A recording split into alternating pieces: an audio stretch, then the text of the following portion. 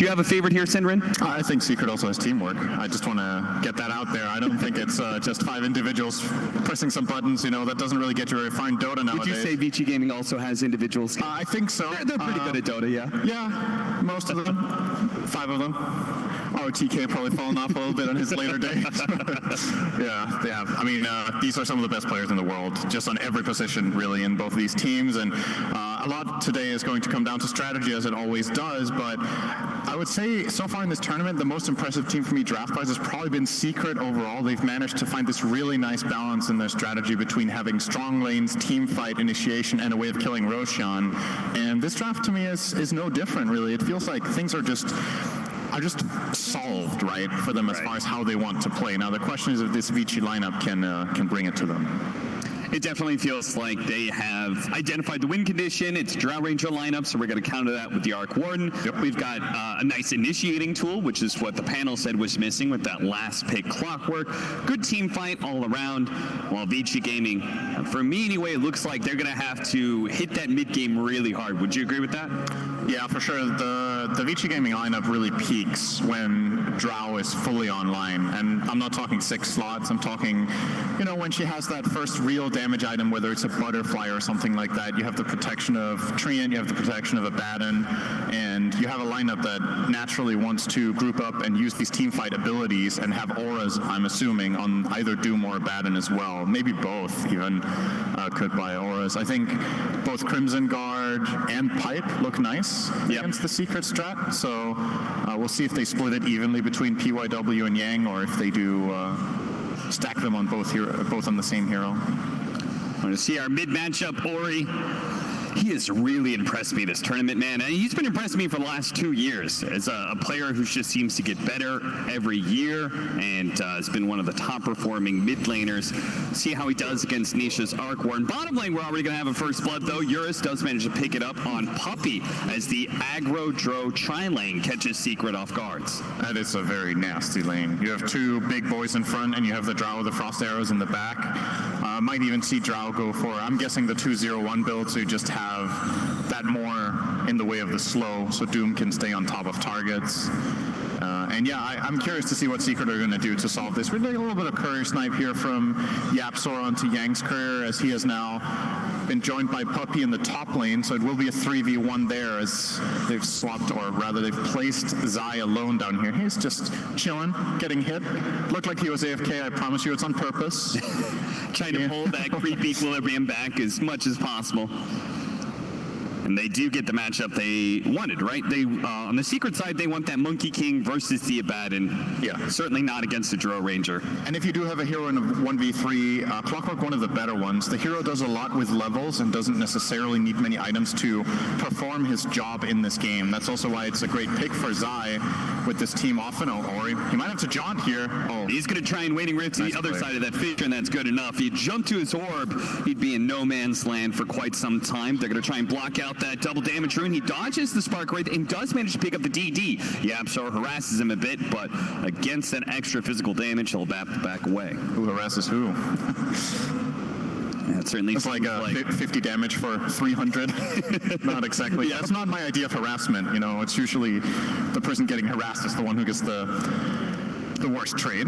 Yeah, it's funny how those situations, it's just about like kind of who breaks first, who actually mans down. And of course, it's going to be the double damage. That's the difference maker. Zai, as you said, just trying to soak what he can. What do you think about this build? I've seen a lot of Clockwerks going only like 2 levels of Battery Assault and higher levels of Rocket Flare. In fact, maxing that first usually.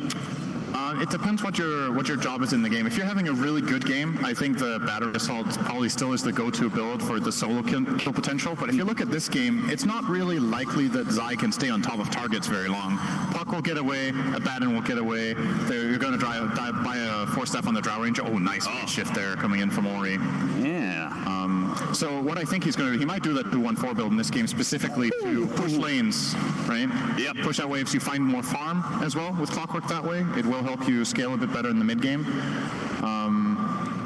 I've seen these Clockwerks do this quite a lot. The whole just like his mid laner hits him up. Hey, he's about to pop a healing salve, and you just throw a rocket flare over there. The surprise damage catches them off guard and could change the trajectory of how that mid lane matchup goes. Eurus going to be chased here by MATUMBAMAN with the extra frost shield to be able to slow him down. They're going to turn to multi-shot MATUMBAMAN, but he's tanky enough. He's going to be able to survive through this, and with the helping hand of YAPZOR, they're going to be able to get the kill on the carry. Trading away their support, though. DY hopes to get a little damage onto YAPZOR. Vici Gaming a little bit more limited, just the fact that they do have 2 melee supports with no clear stun between the two of them. And now with this little bit of a switch up, the Abaddon versus Clockwerk lane, you're feeling very happy as Abaddon in that, especially with the head start that you've got. You're 18-8 against an 8-1 Clockwerk. You're going to just get those 4 hits in. Clock can't fight you at all, especially if you don't max battery assault. How are you ever supposed to stand a chance in this lane? Yang with a full level advantage right now and a little bit extra.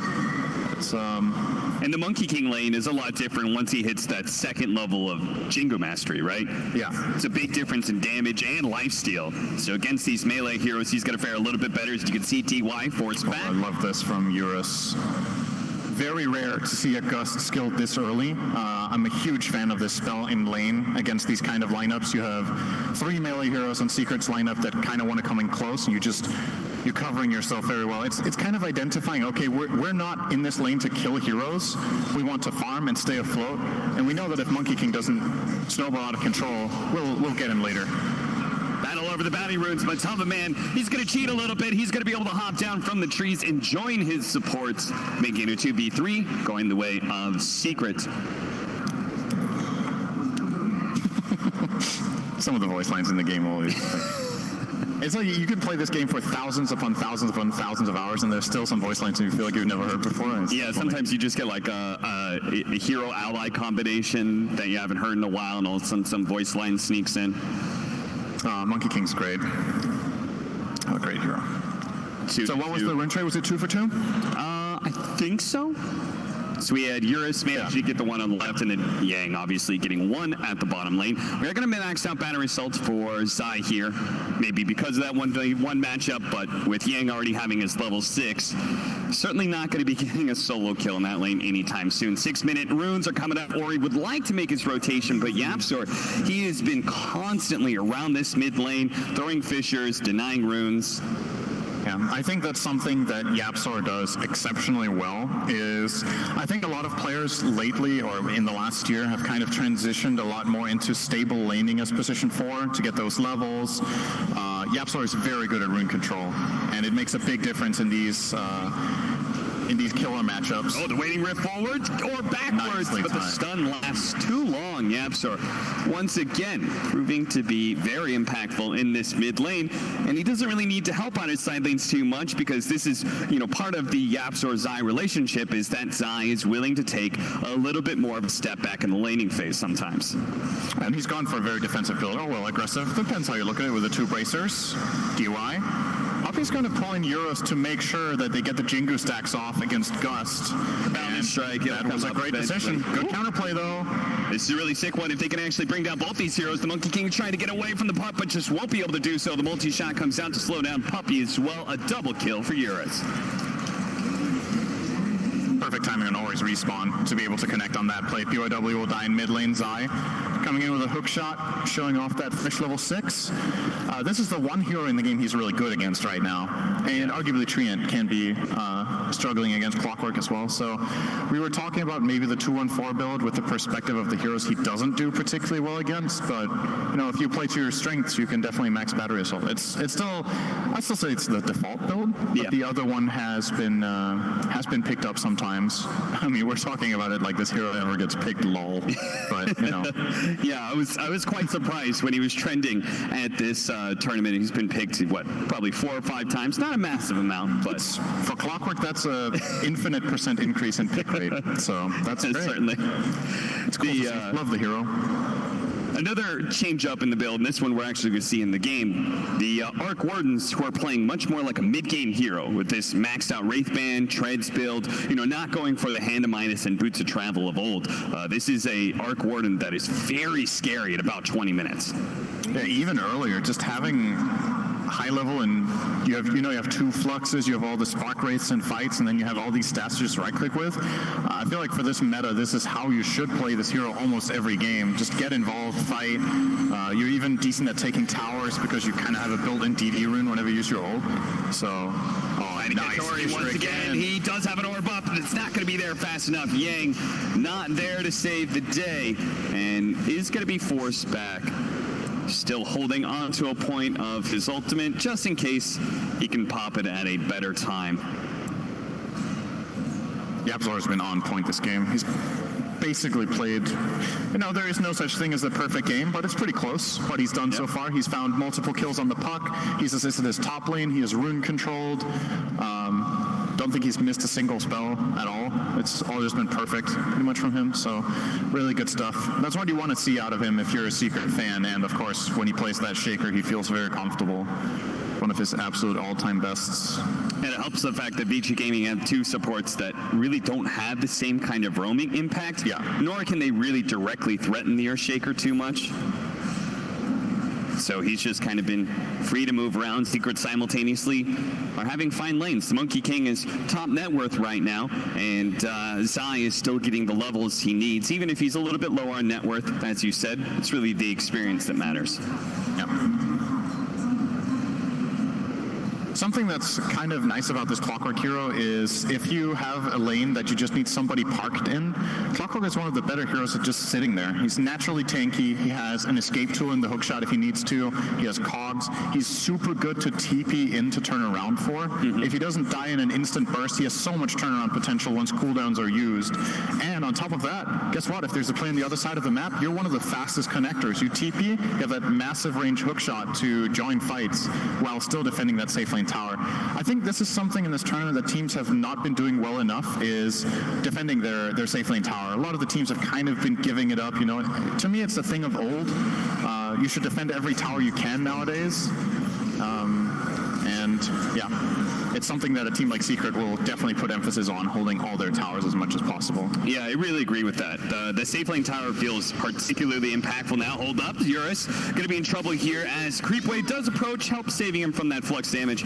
And with the TP should be fine. PYW is going to come back in, but with the Tempest double still up, my friend, you can't really challenge Nisha. Again, the 4 Wraithband build plus the treads is very dangerous. MATUMBAMAN actually getting a kill on Ori there in that top lane engagement. YAPZOR not even having to use the Echo Slam, so it looks like they got that kill relatively for free. Now that the siege creep waves are out, the shrines, or the outposts, sorry, have already been taken. We're going to see some aggressive movement here from Vici Gaming. They bring down Treant to join Yang in trying to take this tier 1 tower. Zai is doing what he can. He's not getting too much help right now. I think Puppey might have TP on cooldown after getting engaged on by the puck up top. Yeah, he's booking it right now. And might be there in time for the last remnants of the tower. No, it doesn't look like he's given up on it.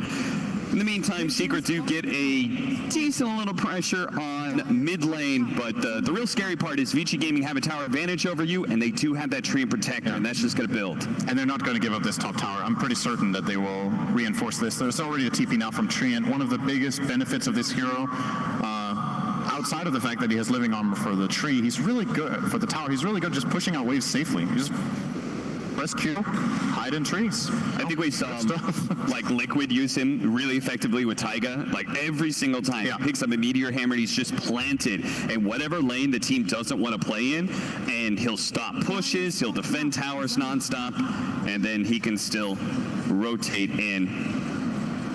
Zai, as you said, trying to do that, but unfortunately got a little overwhelmed by a Drow Ranger push with an Abaddon. You see our Earthshake right now very close to that Blink Dagger, and that's part of the reason Secret's probably bleeding out. A little bit of objectives here is just because their timing is going to come with that big initiating tool. Ori, meanwhile, is going to be able to find long-range initiation onto the Monkey King. They're going to make sure he does get off of Wukong's command. PYW fully commits there, using the Doom as well, just to make sure, but a hook shot. Now line up between the two of them with a chain frost. Oh no, it bounced over to the puck. It doesn't matter, though. They've got more than enough damage, thanks to Nisha and his Tempest double Arc Warden.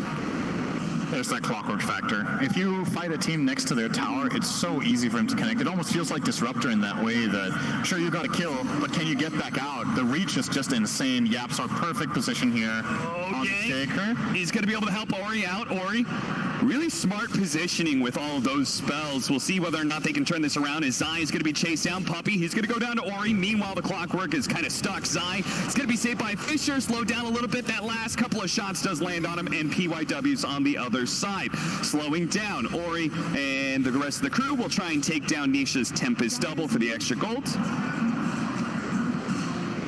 And all around a good turn by Vici Gaming. Ori, especially smart, that waning rift onto Lich to make sure he can't get Sinister gazed. And in that whole fight, until the end, DY was level 5. Minute 12:30, which is pretty unusual this patch. Usually teams make sure that whichever support is struggling the most gets the tome and the other one takes a lane, but he had a bit of catching up to do. Fortunately for him, that fight helped out a lot. He's now close to level 7. It's a really nice level to hit for the Treant. You get them maxed out. Nature's Grasp most likely. Just sit there in that wave, push it out safely. That bit more effectively, and yeah, Vici Gaming with a very quick turnaround. This puck hero has been so good for the teams that really use it well. It like feels broken when you watch it sometimes, but it really is just, it's a communication hero in my opinion. It's so much about understanding how to rotate for each other as a team, because most of the time Puck's like ability to solo kill isn't nearly what it was before with the other attack damage talent. Eurus in trouble, surrounded by the Wukong's command, a Clockwerk on his way. Good silence, but at the end of the day, he can't get out of that Wukong's command. Now with the Echo Saber, it's too strong. Oh, Sinister Gaze instantly put onto Ori. He's going to have to try and run away with the Flux still on him, and the Spark Wraith on its way. Chain Frost as well. Face Shift just won't come up in time. Another great kill. PYW back over the bottom lane. Seeker is everywhere right now. They're going to be able to claim him. Yang, a much harder kill to pick up, but they're still going to try for it as Zai bounces them back with the cogs. Finally, the ultimate is going to be forced. They're going to try and stick with him a little bit, just slowing him down. DY's here, though, with the Brambles, the Overgrowth. They're going to slow down these heroes underneath the tower. Their turnaround onto Zai will be successful to get that kill, but DY has to get away from MATUMBAMAN, whose lifesteal is allowing him to survive through with a Boundless Strike, healing him up a little bit more. He claims the kill into DY, but multi-shot just in time. A jump away is not up. Yay. Does manage to get him with the missed coil, and a killing spree going the way of Yang for that as well. I like this Dota. There's a lot of really good individual plays, tons of kills. Maybe Secret slightly over-aggressive there, choosing to try to go for the Abaddon in the tower after he got off the ulti. Just any rotation in there would have made their life hard, and that's exactly what happened with the Treant TPing first and then the Drow on the outpost. And just overwhelming them there in the end. And that's a big kill for Eurus to get as well. MATUMBAMAN is top net worth. There's a lot of benefit for Vici in that engagement. Yeah, that's particularly scary because that's their two teamfight heroes at the top of the net worth. It's so hard to fight into that Maelstrom Arc Warden, who has it now, and then that Echo Saber Monkey King as well. Vici Gaming, they're gonna have a hard time pushing towers, that's for sure. But we'll see as they all push into mid lane, and Secret, they may be not ready to contest this. They are going to get the Fisher onto Ori, but they're still stuck underneath the coil. They're going to be able to get the Doom onto the real Arc Warden here. Yang pursuing, trying to chase him down with a multi-shot going out as well. The Chain Frost a little off the mark, but Yang committing and does manage to bring down Nisha.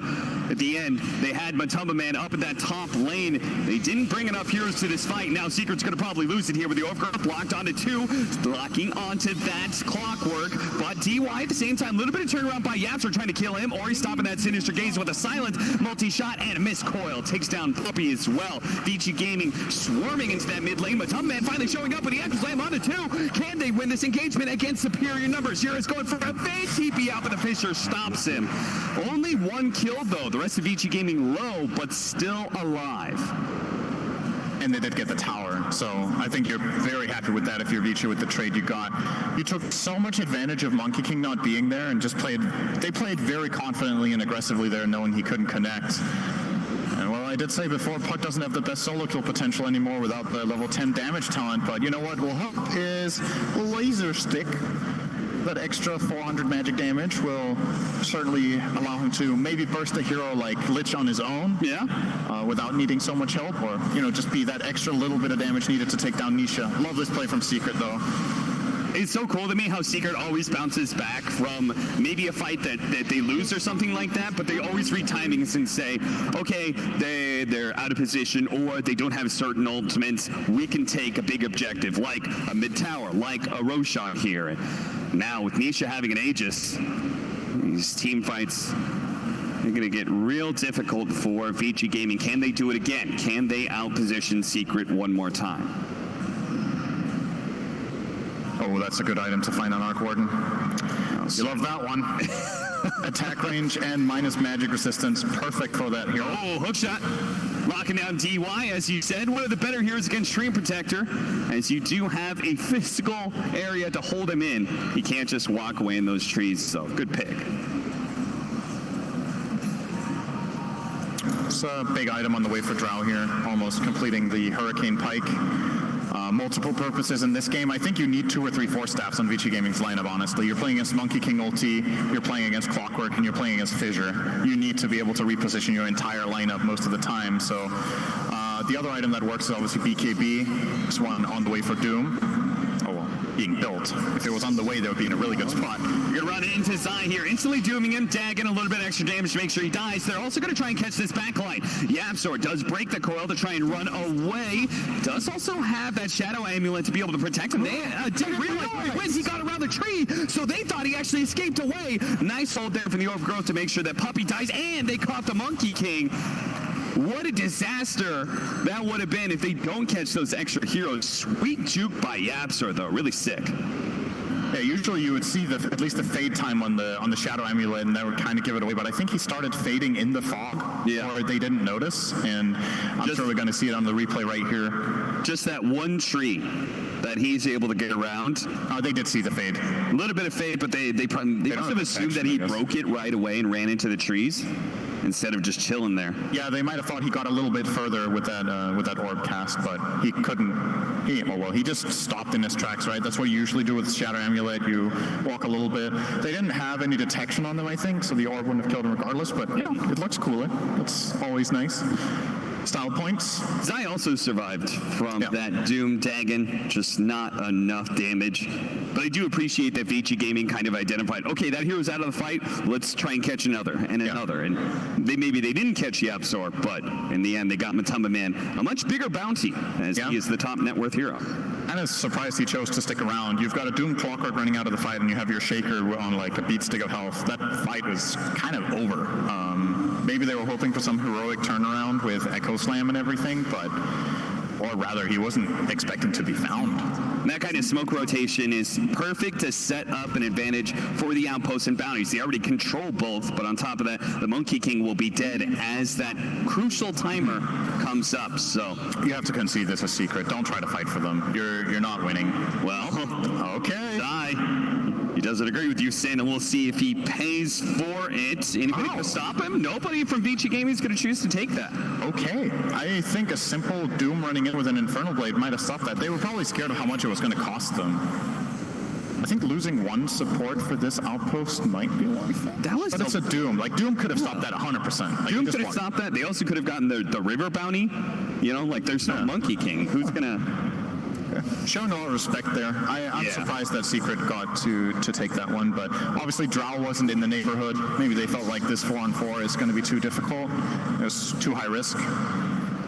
Vici has historically been a pretty stable team. Like if there's a high risk, high reward, or a low risk, low reward play, they will generally take the secondary one in these mid game situations. They have become a more aggressive team as of late, of course, but still, it's that's a hard-learned skill. Yes. The cost-benefit of Dota is very difficult to get right every time. I think the one part where sometimes they don't go for the low-risk reward is the option of trying to save each other. Yeah. You know, I feel like Vici Gaming, you know, when they have messy games, they get into that save a friend syndrome where one pick-off turns into 2 or 3 because they're always trying to bail each other out. But that same kind of concept is what makes them so good at team fighting often. When it's good, it's good. When it's bad, it's bad. It will generally look either amazing or terrible when you do that stuff. It is one of those things that just flat out throws games where you're in a good position, but it can also be the true way of winning, like playing around these borderline clutch saves where all cooldowns are expended. What do you think about this build from DY? Opting for a sustained build is building into mech and teamfight items rather than the Meteor Hammer that we see to focus on split pushing. I think we were talking about, oh wait a second. Echo Slam leading off, they have the Balance Strike to follow it up as well. Just so much chain stun that Ori doesn't stand a chance. He would have actually lived if that Monkey King stun didn't clip the Treant. I think the overgrowth would have saved him there. Yeah. That was really close. And they didn't even know. Like, that was super close to working out. Speak of saving a friend, that would have been one of the clutch moments, but he was nearby, but that connected just the way they needed it to. The puck down for 30 seconds. They're going to try and take this mid-tier 2. Yang on the front lines, taking all this damage. He still has his ultimate and the rest of his boys to join him. They just want to be able to push Secret. It doesn't matter how much damage this tier 2 takes as long as it doesn't die, because then DY can heal it back up. And sure enough, they are able to push Secret back. Oh, Puppey's in trouble. They saw him on a sentry ward. Yeah, he has decent move speed. That'll save you. Nice. So, yeah, to answer your question about the mech, we were talking about how we think Vici Gaming should buy Pipe and maybe Crimson as well. They have the Pipe on the Abaddon. You're getting these Greaves probably completed on the Treant, and Doom did not go for a Crimson, so they're not getting it at all. They're getting the other auras. It just seems like a very solid approach. You're playing against Monkey King and Arc Warden. There's so much AoE damage just being dealt constantly. Get anything that mitigates and keeps your team afloat. It's also a hard game to use Meteor Hammer in, I feel like. Like, there's so many random things that can hit you while you're channeling it. You can get Fissure, Clockwerk, First Spell, Monkey King Stun. And maybe not the best game for you to try and split push, with Clockwerk being so effective at catching you, with, you know, Monkey King potentially being able to do the same. Absolutely. And it really leads into our original idea of this game for Vici Gaming. Hit that mid-game hard. You just have to run them over about 30 minutes. Get that second Roshan. Take a high ground. I personally find this Meteor Hammer to be a little bit overrated on Treant. I think a lot of people buy it just every game because it feels good, right? You're in the trees, you can get that clutch stun, but just as many times it's like, if you either get caught by anything, or if you're not in the perfect position, or the enemy team is spread out nicely, it can feel like a very low impact item for its cost. Like, you could have had an aura, you could have had a repositioning item like Dagger or Force Staff for your team. So it's, you know, high risk, high reward item. Well, guess what? Well, Vici Gaming, they're not about that life. Take the mech. Yeah. I'm just happy to see it, because I feel like that item build gets autopiloted way too much on this hero. I really thought PYW was going to go for the Blink, then Centaur Stun build, but opting for the BKB. Somebody's got to go in front and get in. They have Yang, though, who could take that upon himself, but maybe they feel like, okay, if we have two fat boys in front, then Drow has a lot of a buffer. And if PYW, the good thing about BKB here is if you can get in and Doom either Arc Warden, Monkey King, or I would say the Shaker, if you can just flat out run in, start the fight, and threaten, the enemy team can't really just run away when they're facing Treant Puck, right? If the fight just breaks out and you go in, if you do it with a dagger, you can get counterplayed and killed. If you do it with BKB here, you're not going to die, right, while it's running. So I think he will get dagger regardless, probably as his next item, but it's a little bit of like a Slardar sort of concept. You just want to get on top of somebody with the BKB, ensure that you can stay on top of them. Oh, that's a good item. Oh, that's not too shabby for Drow Ranger. So correct me if I'm wrong, multi-shot cannot proc any orbs, right? Right. At all. Okay. That would be sick if it put orbs. Don't get any idea size, Frog. I know you're watching. 16-15, a 3,000 net worth lead for Vici Gaming, but its Secret seemed to have a little bit more control of the map, or maybe that's just because Zai is pretty far forward here, and he may be very tanky, but not much he can do with the Doom. Looks like bottom lane, they also found Eurus at the same time, so Secret will take that exchange, I'm sure. An offlaner for the safe lane of Vici Gaming. Especially considering what was expended, right? You used Doom and Coil. Yeah. And the Drow was kind of just a free pick. They didn't use anything. Nothing major, at least. Full mobility for YAPZOR. The Blink Dagger first, Shadow Blade and Spider Legs. Anything to make sure that he can get into that back line, catch that puck or that Drow Ranger at the start of a fight.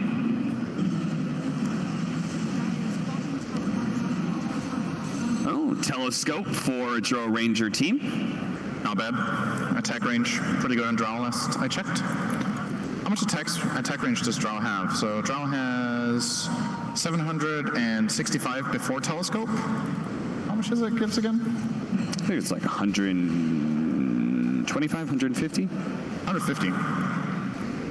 That's long range. That's close to what Sniper would have with max taking, so. But at the end of the day, he still has a problem with that magnetic field, with that bubble from the Arc Warden. He will need MKB eventually. Yeah. At least the matchup has changed quite a bit in Drow's favor compared to before because you have multi-shot, right? In the past, you were just like completely hard countered. All you had was your ranged right clicks with precision aura instead, and you had to get that MKB. It seems like other things are possible. Puppey in the right place at the right time. Helps when you're just AFK in there. Eventually it'll spawn, right?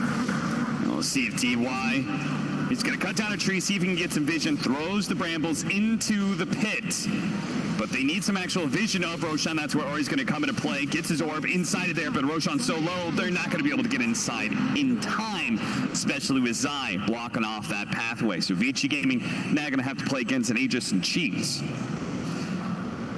Seems like they're very relaxed about this. Maybe they view that their late game will actually be a bit stronger than we're giving credit for. I mean, Drow Ranger lineups late game are actually always kind of crazy and super dangerous, but they also have like this 4-position Doom that's very clearly trying to turn into a core.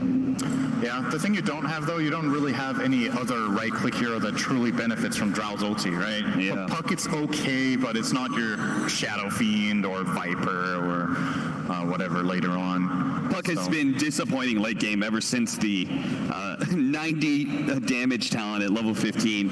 Ever since that went away.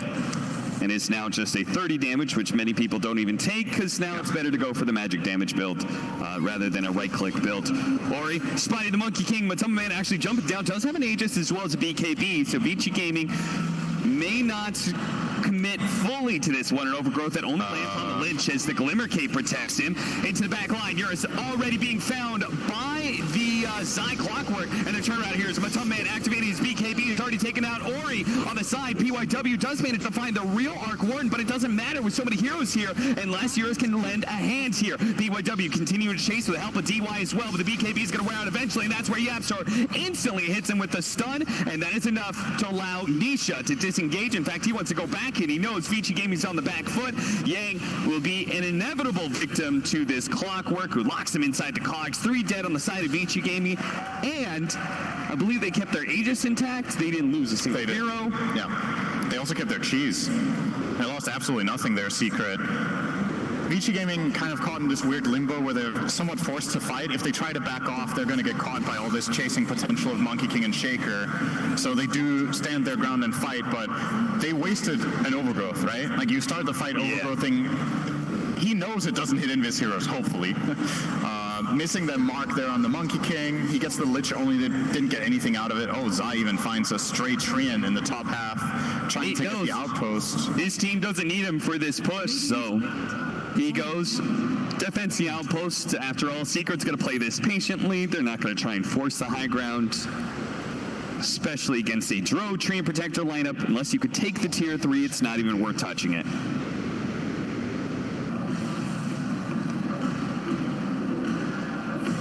At this point, Secret looked to be in a pretty comfortable lead. Almost getting caught out here. In fact, he activates the BKB, Boundless Strength, the 2 of them.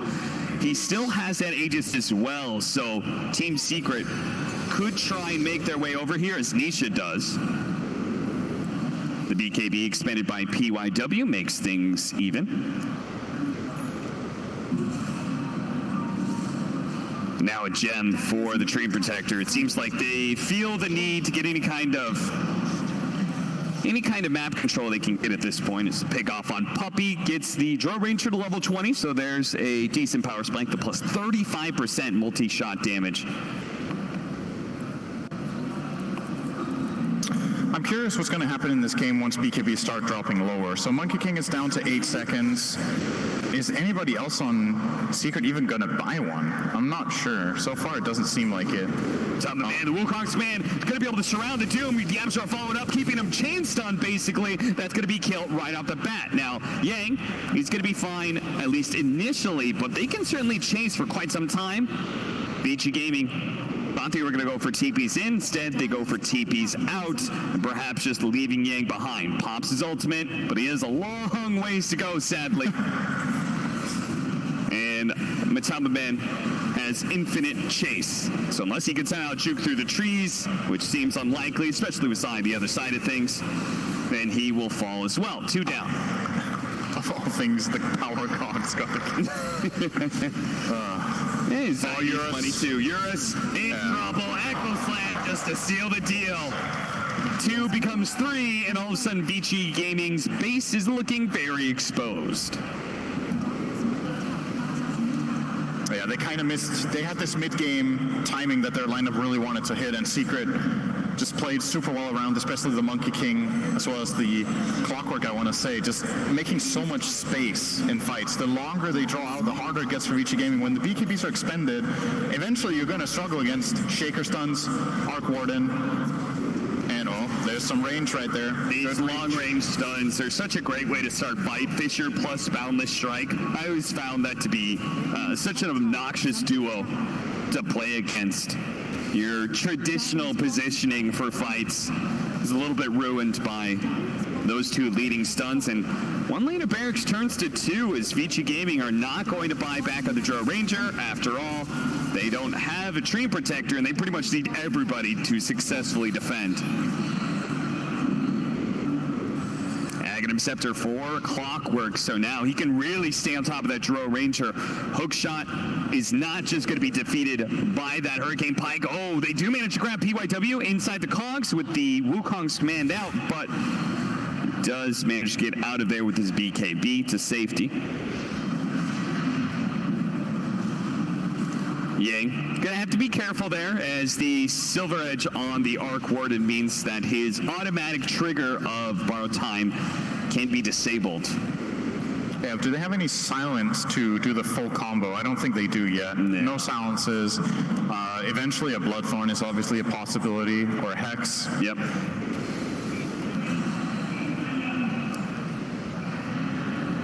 Oh, a silence. I like that. I'm thinking about a Blink Dagger. Just any kind of mobility he can to make the best use of the double hook shots and double cogs. It's going to be really tough for this Drow Ranger to always try and extricate herself from these team fights. 400 Fissure range just for that extra little bit of poke and prod that Secret's lineup has against a Vici Gaming lineup that really needs to commit to a team fight.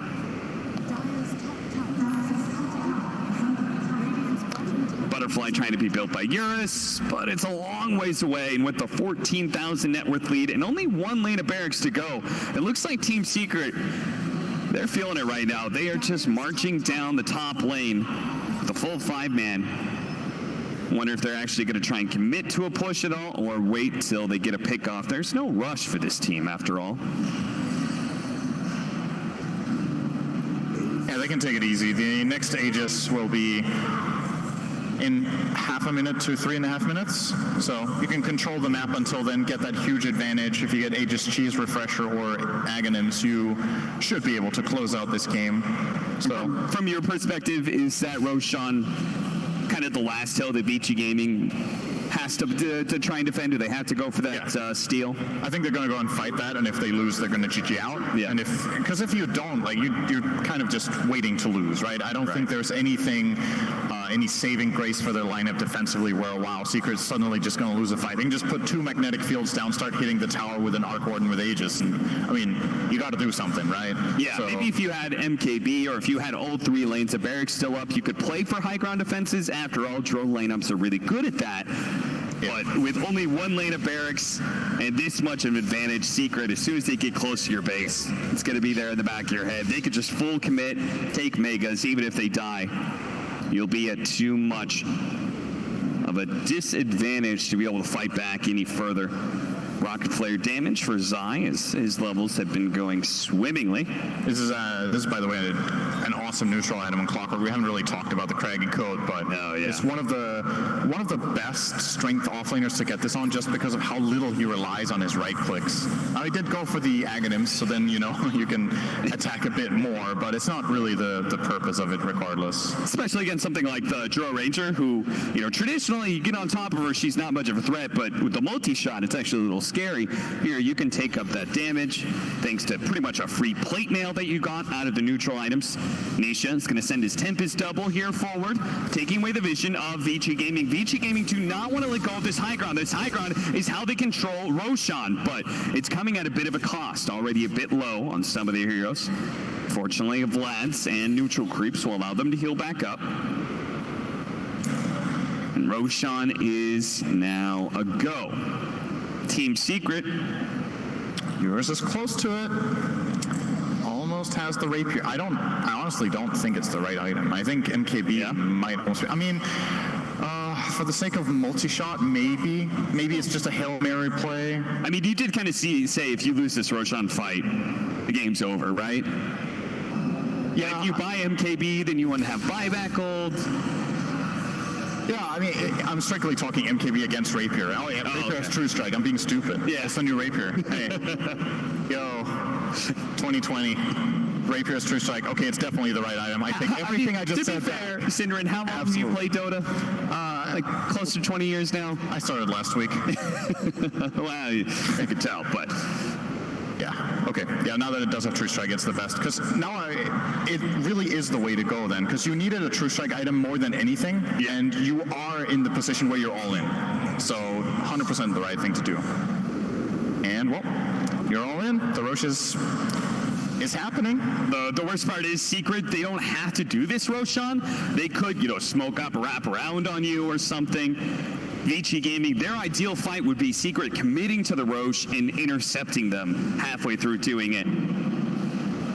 But instead, Secret aren't going to go for that smoke play. They're not going to play on the low ground. They're not going to play on the pit. They're going to try and take that high ground that Vici Gaming was playing on away from them, or at least neutralize it by being on the high ground themselves.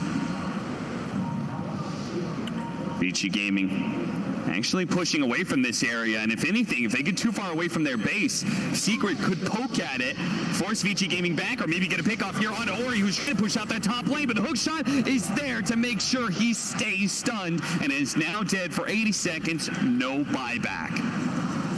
That's a big one. That's the control that they need to allow Drow to just hit heroes the whole fight.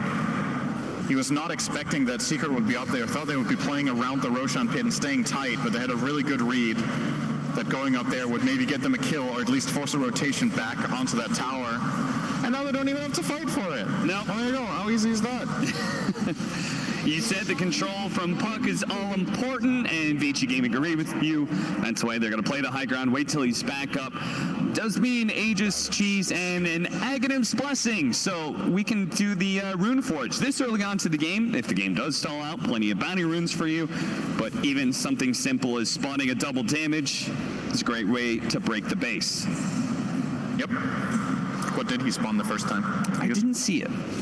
Oh, bounty rune. Very first try. Well, okay.